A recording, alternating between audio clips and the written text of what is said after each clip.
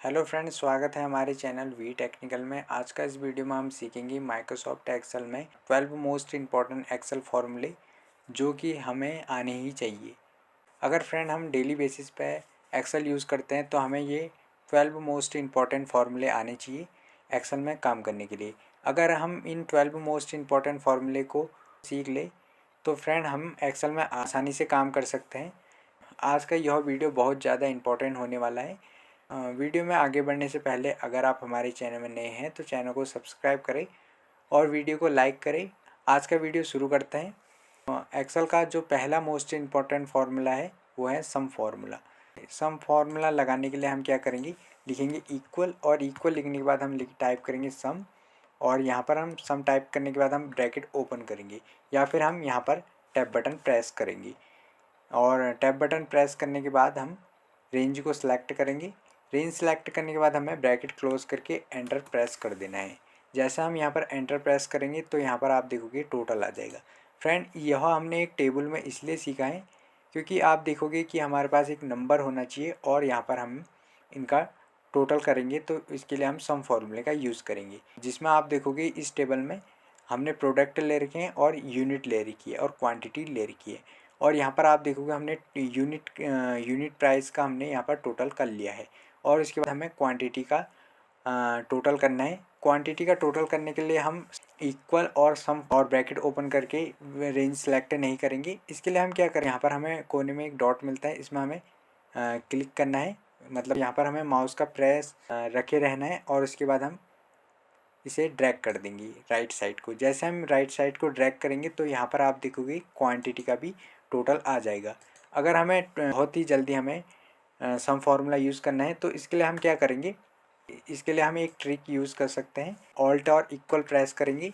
जैसे हम ऑल्ट और इक्वल बटन प्रेस करते हैं कीबोर्ड से तो यहाँ पर आप देखोगे वो रेंज भी सिलेक्ट हो जाएगी। केवल हमें यहाँ पर एंटर प्रेस करने की ज़रूरत पड़ेगी। जैसे हम यहाँ पर एंटर प्रेस करेंगे तो यहाँ पर आप देखोगे यहाँ पर इसका टोटल आ जाएगा। तो इस तरह से हम माइक्रोसॉफ्ट एक्सेल में सम फार्मूला यूज़ करते हैं। आप चलते हैं नेक्स्ट फार्मूले की ओर। तो यहाँ पर नेक्स्ट फार्मूला है मल्टीप्लिकेशन। तो यहाँ पर मल्टीप्लिकेशन क्या होता है, मल्टीप्लिकेशन हम मल्टीप्लाई को बोलते हैं। इसके लिए हम क्या करेंगे, मल्टीप्लाई करने के लिए यहाँ पर आप देखोगे टेबल में हमने यूनिट प्राइस लिख रखा है और क्वांटिटी लिख रखी है। अब यूनिट प्राइस से हम क्वांटिटी को हमें गुणा करना पड़ेगा, इसलिए हम एक फार्मूला यूज़ करेंगे, इसे हम बोलते हैं मल्टीप्लाई। ठीक है, गुणा करने को हम मल्टीप्लाई बोलते हैं, जिसे हम मल्टीप्लिकेशन बोलते हैं। ठीक है, इसके लिए हम क्या करेंगे, मल्टीप्लिकेशन यूज़ करने के लिए इसके लिए हम लिखेंगे इक्वल, और इक्वल लिखने के बाद हम यहाँ पर से यूनिट प्राइस को सिलेक्ट करेंगे जो कि यहाँ पर है 240। ठीक है, उसके बाद हम मल्टीप्लिकेशन का साइन दे देंगे। जो यहाँ पर स्टार का साइन दिख रहा है उसे हम मल्टीप्लिकेशन का साइन बोलते हैं। ठीक है, उसके बाद हम यहाँ पर क्वांटिटी को सिलेक्ट करेंगे। क्वांटिटी को सिलेक्ट करने के बाद हम एंटर बटन प्रेस करेंगे। जैसे हम यहाँ पर एंटर बटन प्रेस करते हैं यहाँ पर आप देखोगे हमारा टोटल आ जाता है, मतलब हमने यहाँ पर मल्टीप्लाई कर लिया है। ठीक है, मल्टीप्लाई किससे कर रखा है हमने, हमने मल्टीप्लाई कर रखा है यूनिट प्राइस को हमने क्वांटिटी से मल्टीप्लाई कर रखा है। ठीक है, इसे हम नीचे को ड्रैग एंड ड्रॉप कर देंगे। ठीक है, ड्रैग एंड ड्रॉप इसलिए करेंगे क्योंकि यहाँ पर हमारा टोटल आ जाएगा। तो यहाँ पर मैंने पहला जो फार्मूला बताया था यहाँ पर टोटल बताया था, उसके बाद जो नेक्स्ट फार्मूला बताया है वो यहाँ पर मल्टीप्लिकेशन बताया। तो इस तरह से हम एक्सेल में मल्टीप्लाई करते हैं। यहाँ पर जो थर्ड फार्मूला है वो है सब्सट्रैक्शन। सब्सट्रैक्शन का मतलब होता है माइनस, किसी चीज़ को घटाना, हम उसे सब्सट्रैक्शन बोलते हैं। यहाँ पर हम थर्ड फार्मूला सीखेंगे सब्सट्रैक्शन। तो इसके लिए मैं चलता हूँ टेबल में। यहाँ पर आप देखोगे मैंने एक टेबल ले रखी है जिसमें आप देखोगे ग्रॉस सैलरी और टैक्स ले रखा है, और यहाँ पर हमें नेट सैलरी निकालना है, मतलब हमें यहाँ पर सब्सट्रैक्शन फार्मूला यूज़ करना है। इसके लिए हम लिखेंगे इक्वल। इक्वल लिखने के बाद आप देखोगे यहाँ पर हमने ग्रॉस सैलरी ले रखी है।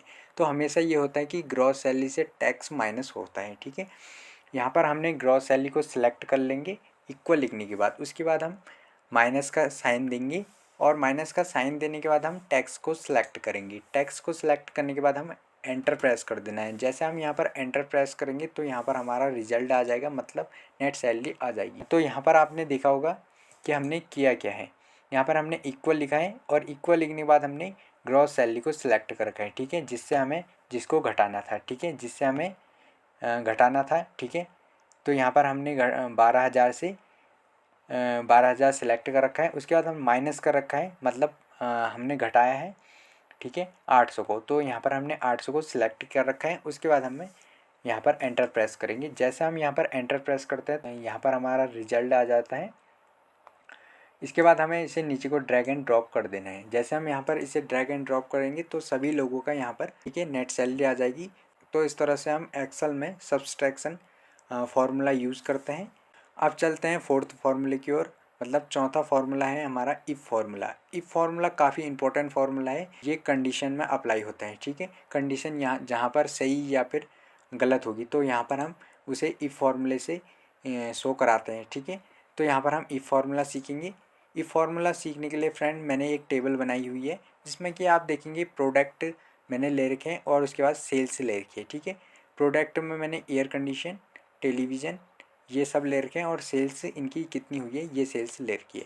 तो यहाँ पर मैंने एक फॉर्मेट रेडी किया है, ठीक है, जिसमें मैंने कुछ भी टाइप नहीं कर रखा है, ठीक है, कुछ भी मैंने यहाँ पर टाइप नहीं कर रखा है। यहाँ पर आप देखोगे इफ़ फार्मूला यूज़ करने के लिए हम क्या करेंगे, एक कंडीशन लेंगे, ठीक है। एक कंडीशन होगी हमारी, जैसे कि आप देखोगे यहाँ पर हमारी सेल्स कितनी है। सेल्स देखोगे 43 है, 40 है और 32 है और 57 और 60 और 54 है। फ्रेंड हम यहाँ पर इसका एक एवरेज निकाल लेंगे, ठीक है। एवरेज निकालने के लिए हम क्या करेंगे, इक्वल लिखेंगे और इक्वल टाइप करने के बाद हम टाइप करेंगे एवरेज। लिखने के बाद हम यहाँ पर इन नंबरों को सिलेक्ट कर देंगे, ठीक है। इन नंबर को सिलेक्ट करने के बाद हम ब्रैकेट क्लोज करके एंटर प्रेस कर देंगे। तो जैसे हम यहाँ पर एंटर प्रेस करेंगे तो फ्रेंड यहाँ पर आप देखोगे एवरेज आ जाएगा, ठीक है। एवरेज हमने इसलिए ले रखा है क्योंकि एवरेज के बेस पर हम यहाँ पर इसकी एक कंडीशन देंगे, ठीक है, इफ़ फार्मूले की।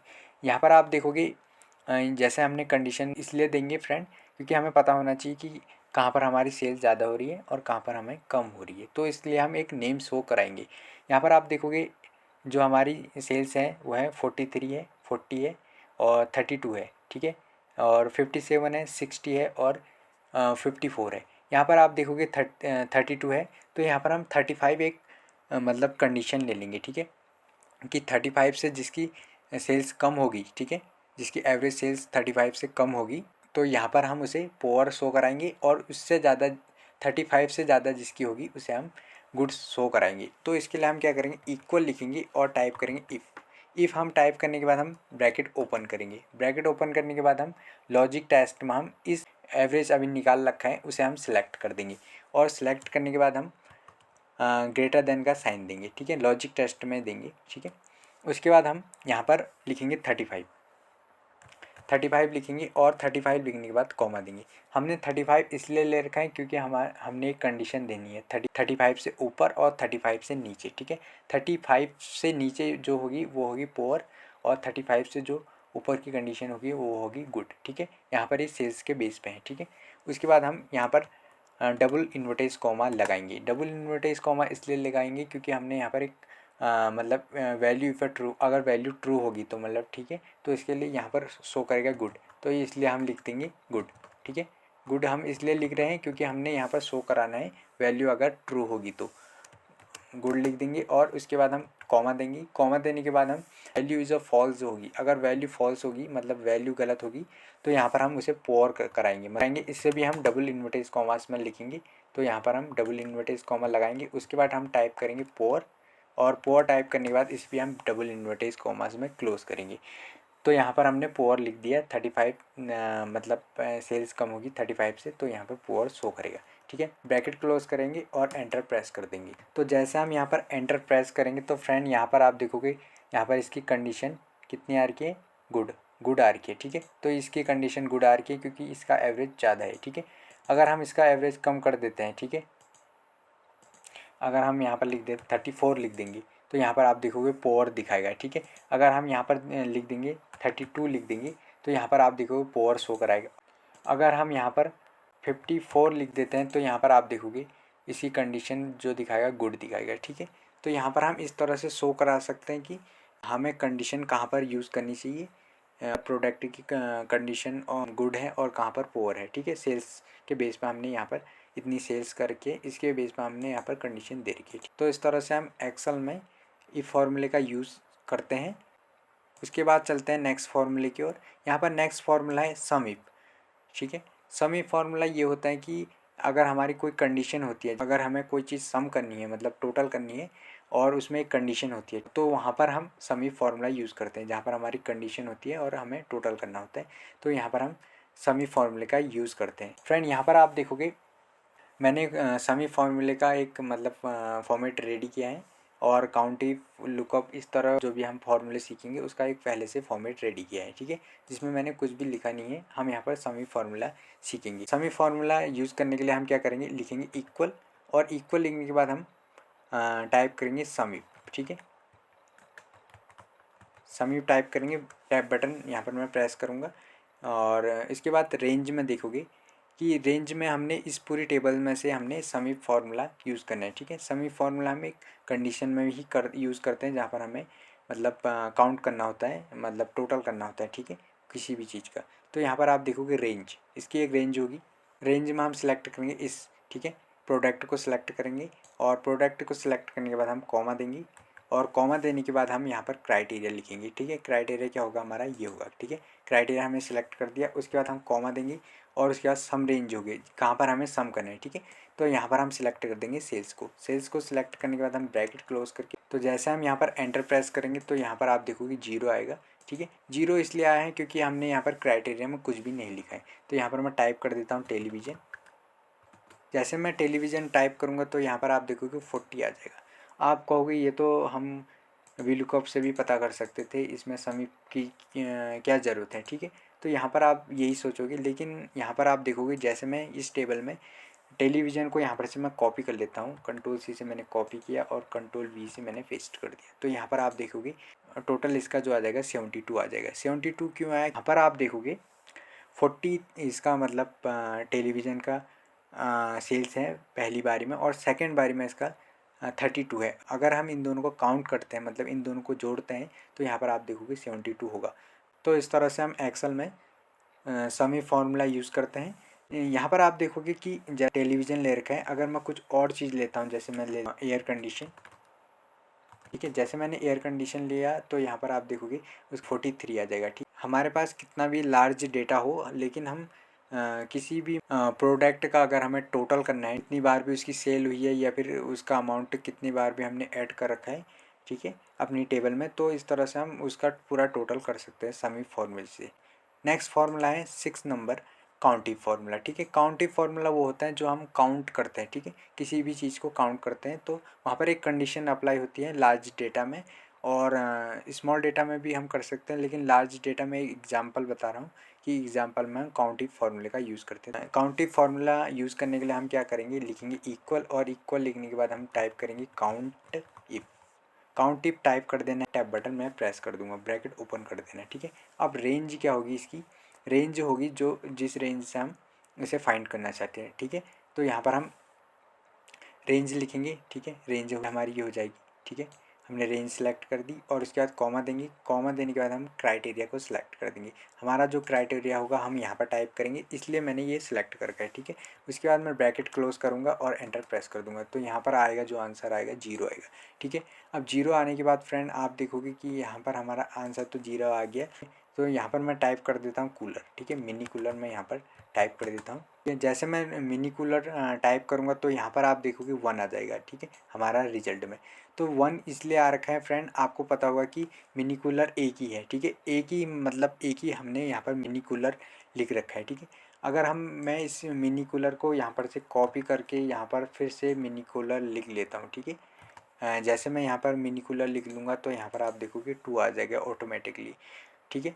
और यहाँ पर आप देखोगे मैं यहाँ पर मिनी कूलर को चेंज करके एयर कंडीशन लिख देता हूँ। मैंने एयर कंडीशन टाइप किया तो यहाँ पर 1 आ गया, क्योंकि इस टेबल में एक ही एयर कंडीशन है, ठीक है।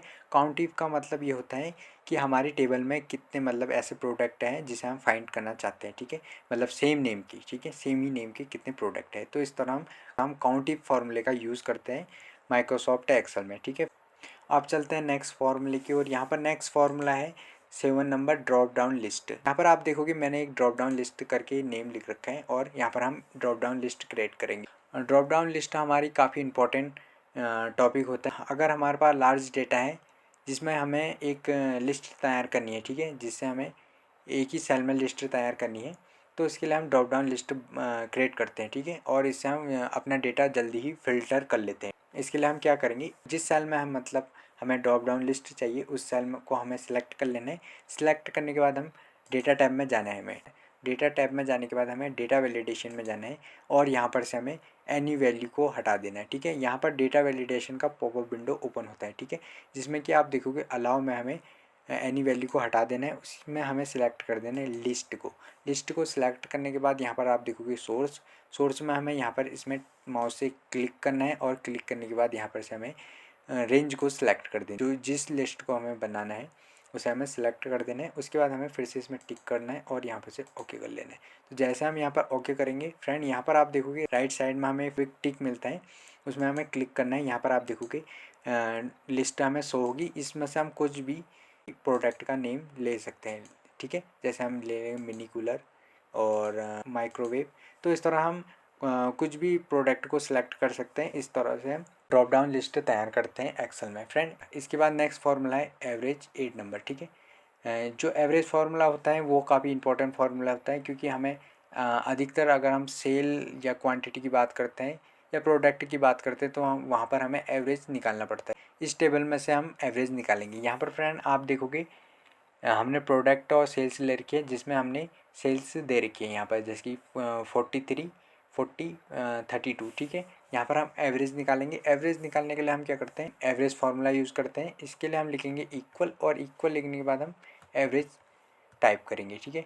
एवरेज टाइप करेंगे और टैब बटन प्रेस करेंगे, ब्रैकेट ओपन करेंगे और इसके बाद हम सेल्स को सिलेक्ट कर देंगे कुछ इस तरह से। जो हमारी पूरी सेल्स होगी इसे हम सिलेक्ट कर देंगे, क्योंकि हमें सेल्स में से ही एवरेज निकालना है, ठीक है। तो इसलिए हम सेल्स को सिलेक्ट कर देंगे। उसके बाद हम ब्रैकेट क्लोज करेंगे और एंटर प्रेस करेंगे। जैसे हम यहाँ पर एंटर प्रेस करेंगे तो फ्रेंड यहाँ पर आप देखोगे हमारी एवरेज आ जाएगी 48। अगर मैं यहाँ पर कुछ भी चेंजेस करता हूँ, जैसे माइक्रोवेव्स हैं उसका मैं सेल्स चेंज कर लेता हूँ, 34 लिख दिया और एंटर प्रेस किया, तो यहाँ पर आप देखोगे एवरेज ऑटोमेटिकली यहाँ पर चेंज हो जाएगी, ठीक है। यहाँ पर मैं कुछ और चेंजेस कर देता हूँ, जैसे मैं 12 लिख लेता हूँ। यहाँ पर मैं जैसे 12 लिखूँगा तो यहाँ पर 37 इसकी एवरेज निकल जाएगा। तो इस तरह से हम माइक्रोसॉफ्ट एक्सेल में एवरेज निकालते हैं। अब चलते हैं नेक्स्ट इम्पॉर्टेंट फार्मूले की ओर। यहाँ पर जो नेक्स्ट इम्पॉर्टेंट फार्मूला है वो फार्मूला है 9 नंबर पर वीलुकअप। वीलुकअप काफ़ी इंपॉर्टेंट फार्मूला है और वीलुकअप ज़्यादा काम में लाया जाता है। इस टेबल में हमें किसी चीज़ को फाइंड करना है, मतलब किसी चीज़ को सर्च करना है, तो इसलिए हम वीलुकअप फार्मूला यूज़ करेंगे, ठीक है। वीलुकअप फार्मूला हम किसी चीज़ को सर्च करते हैं, मतलब किसी चीज़ की लुकअप वैल्यू चेक करते हैं, तो इसलिए हम वीलुकअप फार्मूला का यूज़ करते हैं। तो इसके लिए हम क्या करेंगे, इक्वल लिखेंगे और टाइप करेंगे वीलुकअप और ब्रैकेट ओपन करेंगे। ब्रैकेट ओपन करने के बाद फ्रेंड आप देखोगे यहाँ पर लुकअप वैल्यू में हम सिलेक्ट कर देंगे यहाँ पर रेंज को, ठीक है। यहाँ पर हम अभी हमने रेंज लिखी नहीं है, ठीक है, तो यहाँ पर हम लुकअप वैल्यू लिखेंगे। जिस वैल्यू का हमें फाइंड आउट करना है उसे हम यहाँ पर लिखेंगे, ठीक है। लिखने के बाद हम यहाँ पर टाइप करेंगे कॉमा टाइप करने के बाद टेबल एरे क्या होती है, टेबल एरे हमारी पूरी टेबल होगी, ठीक है, जिस टेबल में से हमें फाइंड आउट करना है। यहाँ पर हमें एक चीज़ का ध्यान रखना है, जिसमें कि आप देखोगे हमें सीरियल नंबर को अगर हम सिलेक्ट करेंगे टेबल एरे में, तो यहाँ पर आप देखोगे कि हमें टेबल यहाँ से काउंट करनी पड़ेगी। अगर हम टेबल एरे में सीरियल नंबर को सिलेक्ट नहीं करते हैं तो हम टेबल यहाँ से काउंट करेंगे, ठीक है, 1 और 2। अगर हम टेबल एरे में सीरियल नंबर को सिलेक्ट कर देंगे तो यहाँ पर हम टेबल को यहाँ से काउंट करेंगे 1 2 3, ठीक है। तो यहाँ पर से हम इस तरह से टेबल एरे में टेबल को सिलेक्ट कर लेंगे, पूरी टेबल को। उसके बाद हम कॉमा देंगे। कॉमा देने के बाद फ्रेंड यहाँ पर आप देखोगे कॉलम इंडेक्स नंबर।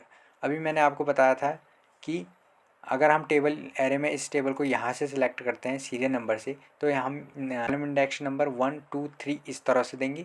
अगर हम यहाँ से सिलेक्ट करते हैं प्रोडक्ट आईडी से, तो यहाँ पर से हम काउंट करेंगे 1 2 इस तरह से, ठीक है। तो यहाँ पर मैं कॉलम इंडेक्स नंबर दूंगा 3, ठीक है, क्योंकि हमें यहाँ पर सेल्स चेक करनी है, ठीक है।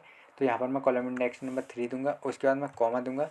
कॉमा देने के बाद मैं यहाँ पर सिलेक्ट करूँगा फॉल्स, ठीक है, मतलब एग्जैक्ट मैच को। यहाँ पर मैंने एग्जैक्ट मैच को सिलेक्ट कर लिया, मतलब फॉल्स, ठीक है, मतलब फॉल्स को। और इसके बाद मैं ब्रैकेट क्लोज करूँगा और एंटर प्रेस करूँगा। यहाँ पर फ्रेंड हम जैसे एंटर करते हैं तो फ्रेंड यहाँ पर आप देखोगे हमारा रिजल्ट नहीं आएगा, क्योंकि यहाँ पर हमने कोई भी मतलब लुकअप वैल्यू नहीं दे रखी है, ठीक है। जैसे हम लुकअप वैल्यू 3 देंगे, 3 हम इसलिए दे रहे हैं फ्रेंड, इसे भी समझ लीजिए। 3 हम इसलिए दे रखे हैं क्योंकि हमें 3 नंबर का जो सीरियल नंबर 3 है उसका हमें सेल्स चेक करनी है, मतलब यहाँ पर हम इसकी सेल्स चेक करेंगे 3 नंबर का, ठीक है। तो ये इसलिए हम जैसे 3 टाइप करेंगे तो यहाँ पर आप देखोगे 32 इसकी सेल्स होगी, ठीक है। मिनी कूलर की जो सेल्स होगी वो होगी 3, ठीक है। जैसे आप देखोगे कि 4th नंबर का हमें मतलब सीरियल नंबर जो हमारा 4th है उसका हमें यहाँ पर सेल्स चेक करनी है, तो यहाँ पर हम 4 टाइप करेंगे। जैसे हम यहाँ पर 4 टाइप करेंगे तो फ्रेंड यहाँ पर आप देखोगे 34 उसकी सेल्स होगी।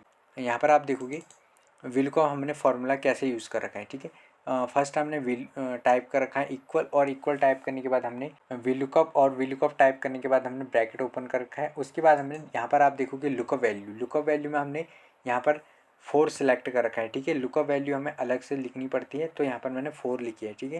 लुकअप वैल्यू में हमने 4 लिखी है क्योंकि हमने 4 नंबर का हमें यहाँ पर मतलब 4 सीरियल नंबर का हमें यहाँ पर सेल्स निकाल रखी है, ठीक है। उसके बाद आप देखोगे कॉलम इंडेक्स नंबर, उसके बाद आप देखोगे टेबल एरे, टेबल एरे में हमने पूरी टेबल सेलेक्ट कर रखी है सीरियल नंबर से। उसके बाद आप देखोगे column index number, column index number हमने 3 टाइप कर रखा है, ठीक है। 3 टाइप इसलिए कर रखा है क्योंकि हमें सेल्स निकालनी है, ठीक है। सेल्स मतलब सेल्स चाहिए, सेल्स फाइंड आउट करनी है, ठीक है।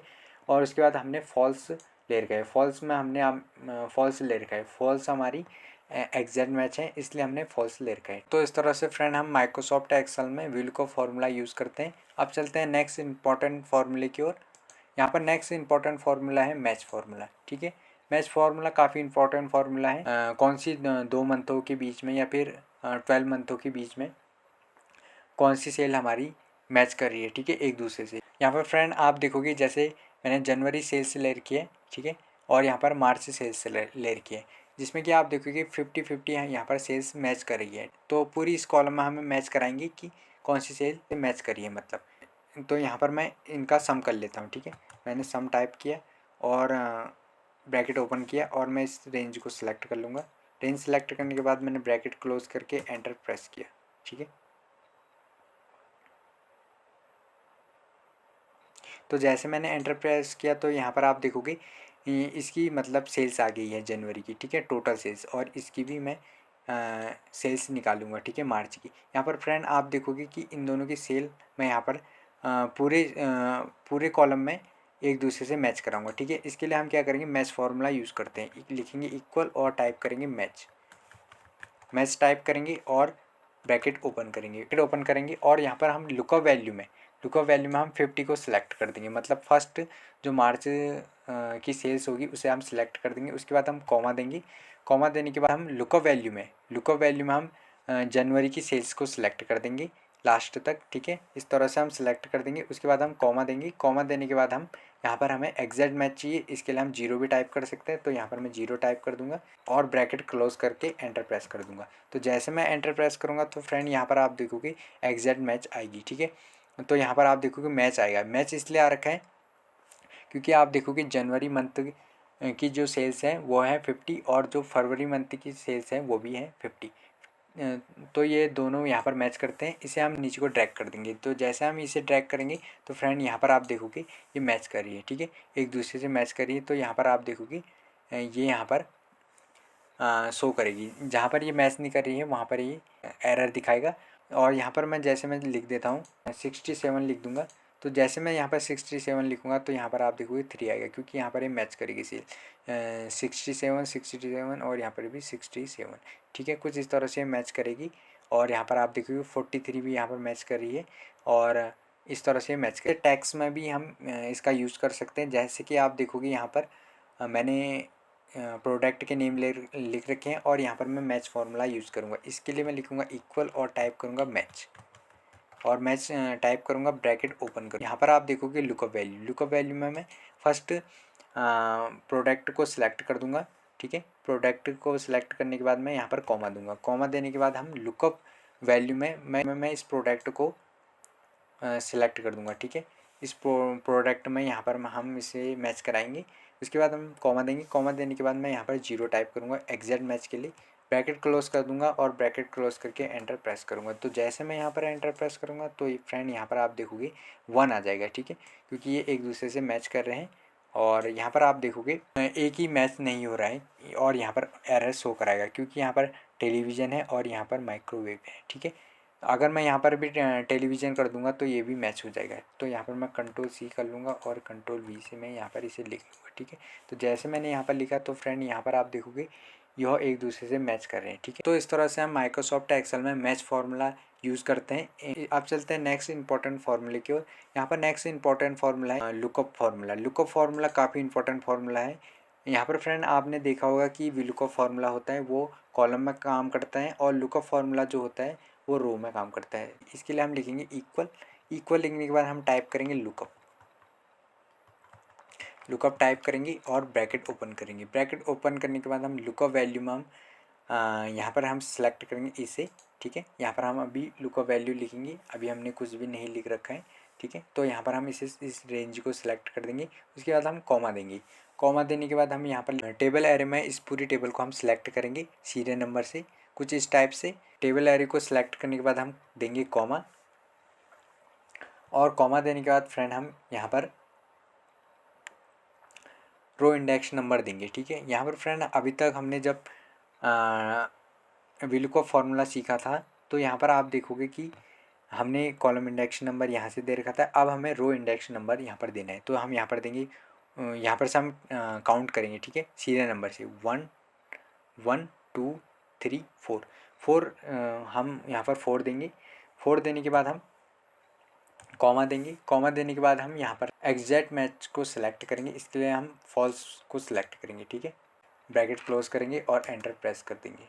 और जैसे हम यहाँ पर एंटर प्रेस करेंगे उसके बाद हम यहाँ पर टाइप करेंगे। ठीक है, यहाँ पर हम क्या टाइप करेंगे, हम टाइप करेंगे सेल्स। ठीक है, तो यहाँ पर हमारी सेल्स शो हो जाएगी। ठीक है, सेल्स कौन से उसकी शो होगी, हमारी फोर्थ रो की हमारी सेल्स शो होगी। ठीक है, 34 फोर्थ हमने यहाँ से काउंट कर रखा है तो यहाँ पर आप देखोगे 32 आ रखा है। अगर हम यहाँ से काउंट करते यहाँ पर से हम टेबल सेलेक्ट करेंगे तब आएगी। ठीक है, तो यहाँ पर हम इसी को अभी हम फोर्थ मानेंगे। ठीक है, अगर मैं चेंज कर देता हूँ। ठीक है, लुकअप में 4 की जगह अगर मैं लिख देता हूँ यहाँ पर 5 लिख देता हूँ। 5 लिखने के बाद मैं एंटर प्रेस करूँगा तो यहाँ पर आप देखोगे 34 आ जाएगा माइक्रोवेव। अगर मैं यहाँ पर माइक्रोवेव की मतलब चेंज कर देता हूँ सेल्स। ठीक है, टेबल में ही मैं यहाँ पर लिख देता हूँ 75 और एंटर प्रेस करूँगा तो यहाँ पर आप देखोगे माइक्रोवेव की 75 सेल्स आ जाएगी। ठीक है, तो इस तरह से हम एस लुकअप फार्मूला यूज़ करते हैं एक्सेल में। यहाँ पर इस फार्मूले को दोबारा समझ लीजिए कि हमने कर क्या रखा है।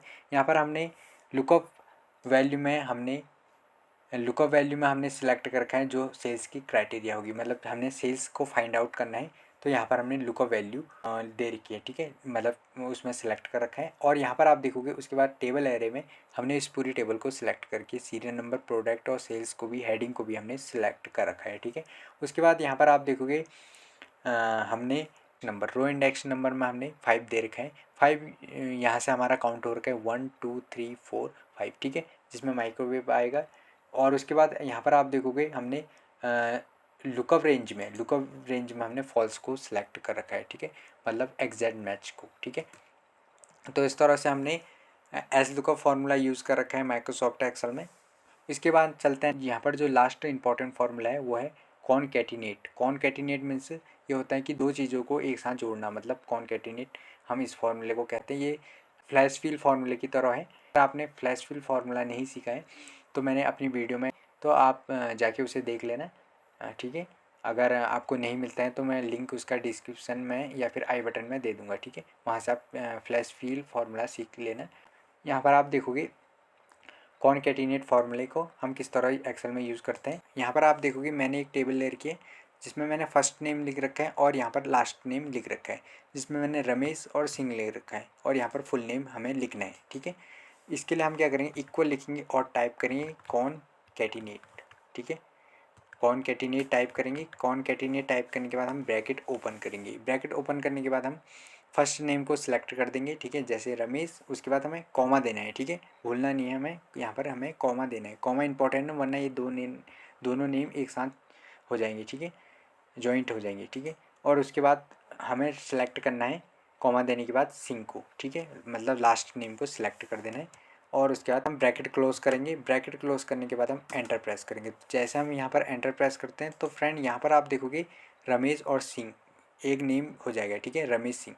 फर्स्ट नेम है रमेश और लास्ट नेम है सिंह, ठीक है। उसके बाद आप देखोगे यहाँ पर रमेश सिंह आ जाएगा फुल नेम इसका। इसे हम नीचे को ड्रैग एंड ड्रॉप कर देते हैं, तो यहाँ पर आप देखोगे सेकंड नेम भी आ जाएगा कपिल शर्मा, ठीक है। लास्ट नेम प्रकाश कुमार, ठीक है, प्रकाश कुमार।